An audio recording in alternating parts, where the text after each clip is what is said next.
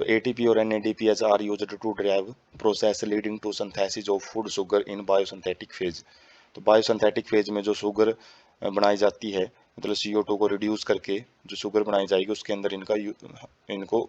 Use किया जाता है। Process does not directly depend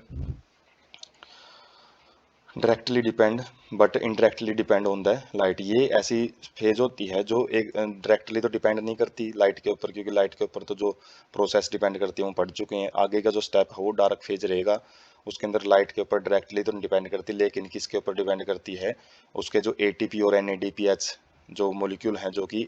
जो लाइट रिएक्शन से ही बने हैं उनके ऊपर डिपेंड करती हैं। After light become unavailable biosynthetic process continues for some time and then stops. तो क्या होगा, जैसे लाइट अनअवेलेबल है, लाइट नहीं है एनवायरनमेंट में, तो बायोसिंथेटिक प्रोसेस है वो शुरू हो जाती है, लेकिन थोड़े टाइम के बाद ही बंद हो जाती है, क्योंकि जितने भी लाइट ने ATP और NADPH को बनाया था वो ये यूज कर लेती है, और जब तक नए ATP और NADPH नहीं बनेंगे तो ये स्टॉप हो जाती है प्रोसेस तब के लिए। And if light is made available, और यदि हम लाइट को दोबारा से वहाँ पे दे देते हैं तो जो सिंथेसिस है वो दोबारा से शुरू हो जाती है। Mechanism of use of ATP NADPH in biosynthetic phase. तो यूज कैसे किया जाता है ये ATP और NADP को बायोसिंथेटिक फेज में जो ग्लूकोज बनाया जाता है उसमें। After world war second, world war जो सेकंड हुआ था 1939 से 1945 के बीच में, use of radio active carbon 14, मतलब जैसे कार्बन का तो वैसे एटॉमिक मास 12 होता है, लेकिन कार्बन 14 का क्या है, ये कार्बन का एक आइसोटोप है जो कि एक रेडियो एक्टिव होता है, रेडिएशन रिलीज करता है बाय मेल्विन कैल्विन इन एल्गल फोटोसिंथेसिस शोड। तो जैसे रेडियो एक्टिव सब्सटेंस, जैसे एटॉमिक बॉम्ब गिराए गए थे अमेरिका के द्वारा हिरोशिमा और नागासाकी पे, तो वहाँ पे बहुत ही ज़्यादा डिस्ट्रक्शन जो फैलाया था, जो विनाश हुआ था, वो भी रेडिएशन की वजह से था।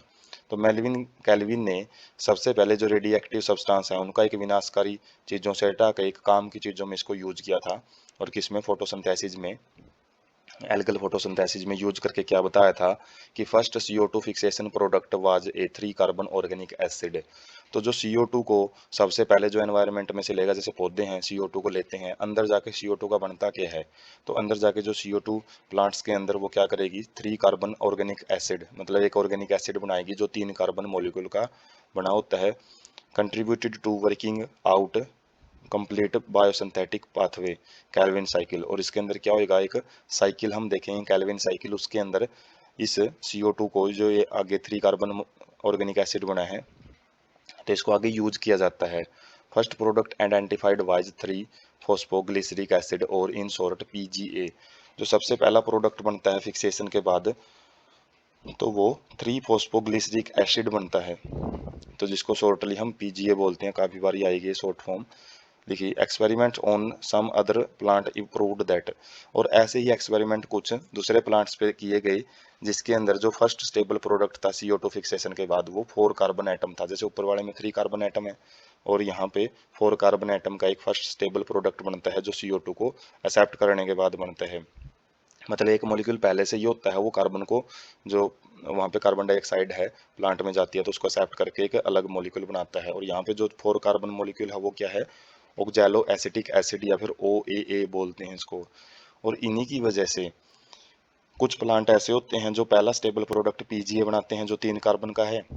और दूसरे कुछ ऐसे प्लांट है जो 4 कार्बन का फर्स्ट स्टेबल प्रोडक्ट बनाते हैं।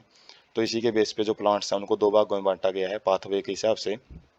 जिनके पास C3 पाथवे होते हैं वो C3 प्लांट होते हैं, जिसके अंदर फर्स्ट फिक्सेशन प्रोडक्ट होता है वो PGA होता है, फॉस्फो ग्लिसरिक एसिड। और जबकि C4 प्लांट्स वो होते हैं जिनके अंदर C4 पाथवे पाया जाता है। कहने का मतलब ये कि जिसके अंदर जो CO2 एक्सेप्ट करने के बाद जो C4 है, मतलब 4 कार्बन का एक ऑक्जेलो एसिटिक एसिड है, वो सब्सटेंस बनता है। उसके बाद प्राइमरी एक्सेप्टर ऑफ CO2, मतलब CO2 को बिल्कुल पहले कौन एक्सेप्ट करता है, तो ये पूछा जाता है, बहुत बार क्वेश्चन रहता है ये, how many carbon atoms would a molecule have which after accepting fixing CO2 molecule would have 3 carbon of PGA। जैसे इससे पहले हम कोई आइडिया लग गया है कि या तो 3 कार्बन का मोलिक्यूल बनेगा, कार्बन एक्सेप्ट जो CO2 एक्सेप्ट करने के बाद कोई भी मोलिक्यूल है उसे तो C3 पाथवे में जाएगा या C4 पाथवे में। तो जैसे C3 में हम मान के चले हुए 3 कार्बन का PGA मॉलिक्यूल बनेगा, तो CO2 बाहर से एक्सेप्ट करके वो 3 कार्बन का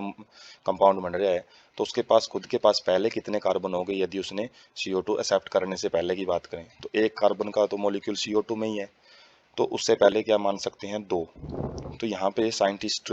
also took a long time and conducted many experiment to reach this conclusion. तो हालांकि यहाँ से देखने को तो सिंपल लगा होगा कि भाई 2 कार्बन का कोई मॉलिक्यूल होगा, जिसकी वजह से जैसे ही CO2 को उसने एक्सेप्ट किया 3 कार्बन का वो मॉलिक्यूल बन गया, 3 कार्बन का एटम उसके अंदर। और इसी चीज को कंक्लूजन तक पहुंचने के लिए साइंटिस्ट को काफी टाइम लग गया कि जो since first product was C3 acid, so primary receptor, वही बात है कि प्राइमरी रिसेप्टर क्या होना चाहिए, 2 कार्बन कंपाउंड होना चाहिए, लेकिन ये बात ट्रू नहीं है। They spent many year trying to identify a 2 carbon compound. तो उन्होंने भी इसी आइडिया के हिसाब से काम करते हुए साइंटिस्टों लोगों ने क्या किया, काफी साल बिता दिए कि भाई कोई ना कोई ऐसा 2 कार्बन कंपाउंड होगा जो CO2 को एक्सेप्ट करता होगा। एक्सेप्टर मॉलिक्यूल वाज ए, लेकिन जो एक हैरान कर देने वाली बात मिली कि जो एक्सेप्टर मॉलिक्यूल वो 2 कार्बन का नहीं था, वो 5 कार्बन कंटेनिंग मॉलिक्यूल था। कीटोज एक शुगर थी वो, जिसको राइबोलोज बाइफॉस्फेट RUBP बोलते हैं, जिसके अंदर 5 कार्बन हैं। और ये हम देख सकते हैं रूबिस्को है, रूबिस्को, और रूबिस्को क्या करता है, CO2 एक साइड से आएगी RUBP, मतलब ये एंजाइम है रूबिस्को, तो क्या करता है RUBP को CO2 है वो दे देता है, और जिसकी वजह से 3 PGA मॉलिक्यूल हैं वो 2 बनाता है ये, मतलब 5 कार्बन तो इसके पास ही थे, एक कार्बन CO2 ने आया तो 6 कार्बन हो गए, और 6 कार्बन में से ये क्या कर देता है,